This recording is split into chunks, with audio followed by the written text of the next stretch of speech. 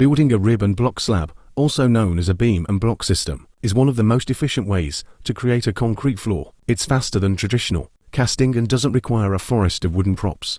Here is a structured breakdown on how it's done.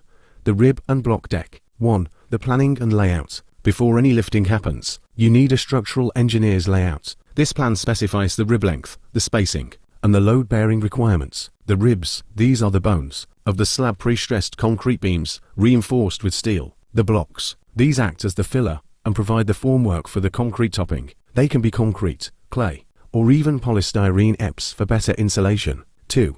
Setting the bearings. The ribs must sit on a solid foundation. This usually means the internal and external brick walls. Minimum bearing, usually. Our IBS need at least 100 mm to 150 mm of seat on the wall to ensure structural integrity. Temporary propping.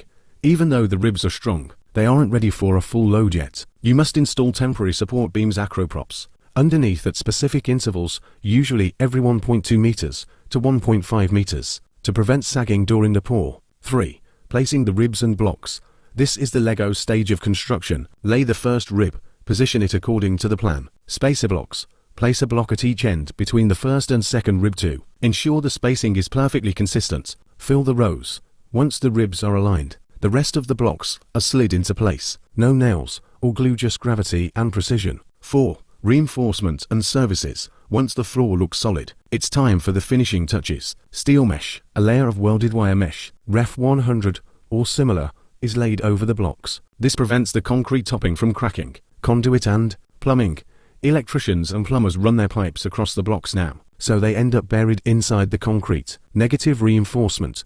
Extra steel bars are often placed over the support walls to handle hogging stresses. The concrete pour. The topping. Finally, a concrete topping, usually 25 megapascals to 30 megapascals, is poured over the entire deck. Standard thickness, usually between 50 mm and 60 mm above the blocks. 5. The result. The concrete flows into the gaps between the ribs and blocks, bonding everything into one monolithic, rock-solid unit. Why pro builders love this method? Feature. Benefit. Speed.